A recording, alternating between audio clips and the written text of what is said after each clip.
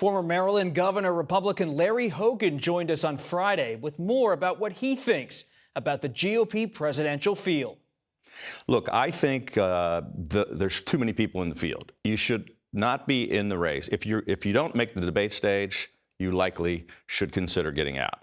If you're on the debate stage and you're willing to stand up and challenge the leader, that's at 50%. If you're unwilling to challenge Donald Trump, you should get off the stage. You know, Ramaswamy, for example, is up there being a cheerleader and a fill-in for Trump. He shouldn't be running for president. He should, you know, he obviously is trying to apply for a job for Trump. But if you're in there running for vice president, or you're trying to be a cabinet secretary, or you're trying to become famous or write a book or get on television, you should get the heck out of the race. We need to narrow it down to find a leader who can get the Republican Party back on the right track and that can get us back to winning elections again. It's not going to happen with 11 people in the race. Who specifically? Former Congressman Will Hurd didn't make the debate stage. Should he get out? You know, Will is a great friend. I have tremendous admiration for him. I agree with him on so many issues, but he's not going to be president, and he didn't make the debate stage. And I think he contributes a lot to the discussion. He and I see a lot of things eye to eye, but yeah, I don't think that at this point he should be in the race. But I don't want to go through the list of which one should we get out and get in the process. Time's of the essence, I think it's a decision they have to make. What I'm having conversations. Most of these folks are friends of mine. I'm talking with other leaders in the party who share this concern, this issue that you're getting to. And I think we're going to have to continue to have those discussions and try to give people I'm giving private advice to many of the people running.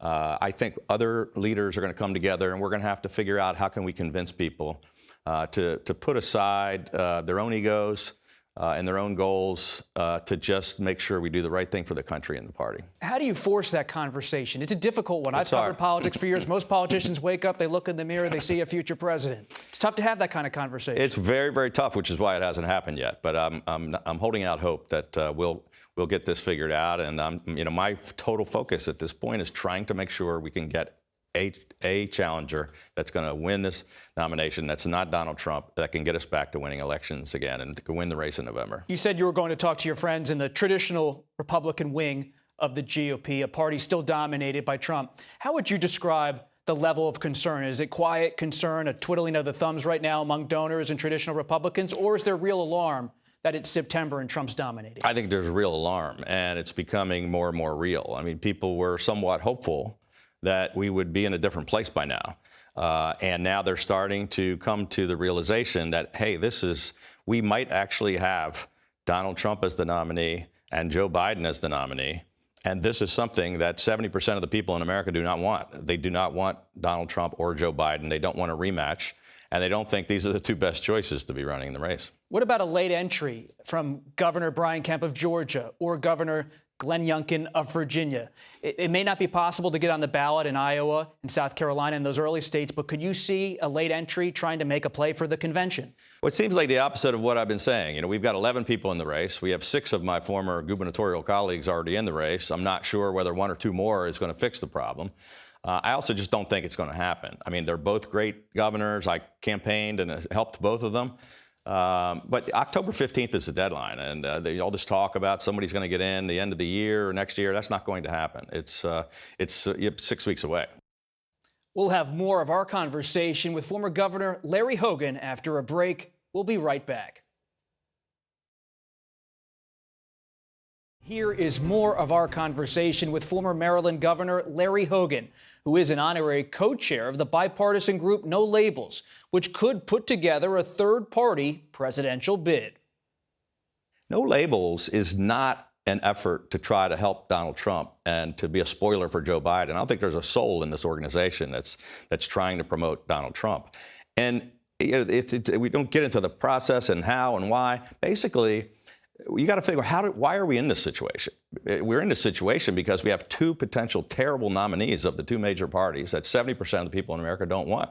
That's what No Labels is about. It's a citizen saying, maybe we have to try something else. To the point you just made, does that mean a Republican like yourself, in your mold, perhaps, or even you, has to be at the top of the No Labels ticket? Should there be a No Labels ticket? I think we should only put together a ticket in the event that it's Trump and Biden. You know, I'm still trying to work to make sure we can get a good Republican nominee, and it's no longer necessary.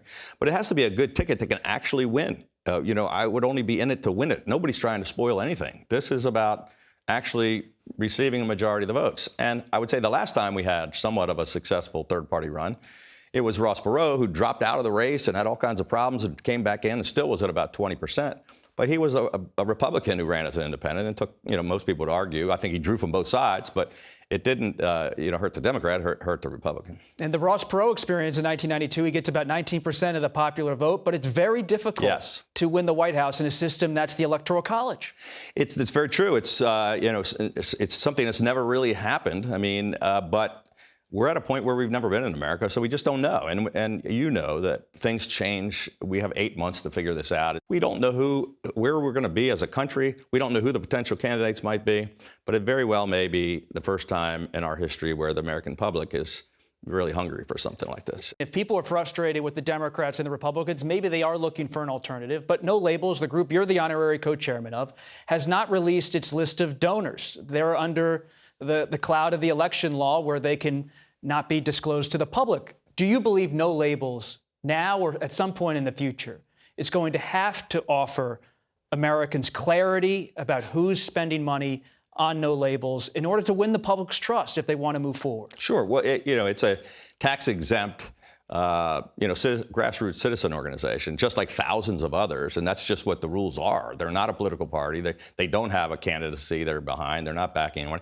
If, in fact, it became a campaign, they obviously would have to follow all the same rules that all the rest of the campaigns do. But right now, there's just an awful lot of attacks and criticism because they're really worried that this kind of citizen uprising is gaining a lot of traction, and they're really concerned about the two weak nominees that they might be faced with. Well, to your point, there's concern, especially among allies of the White House, that a Democratic independent ticket would pull from Biden. But let's be real.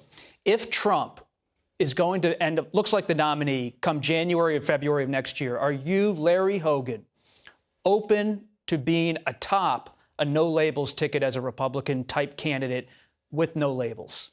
It's not something I'm pursuing. I know it's not. We know you're not pursuing it. But is it at I'm least hoping we open don't door? get to that point. I have not closed the door to that. If I believe that we can actually win the race, we have a strong ticket, that those two major candidates are weak, we might have to try to pull off something that's never been done, which is sort of what I did in Maryland. Do you believe there's actually going to be a No Labels ticket or not next year? I think there's a good likelihood that there could be. I don't know the odds, and there's a lot of things that have to happen. Again, I'm still hopeful that I'm not sure sitting here today that Donald Trump and Joe Biden are the two nominees of the major parties, or whether this ever lifts off the ground.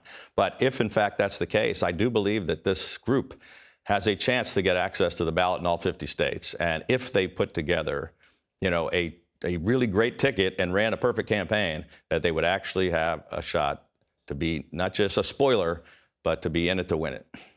Former Governor Larry Hogan of Maryland, we appreciate you coming by Face the Nation.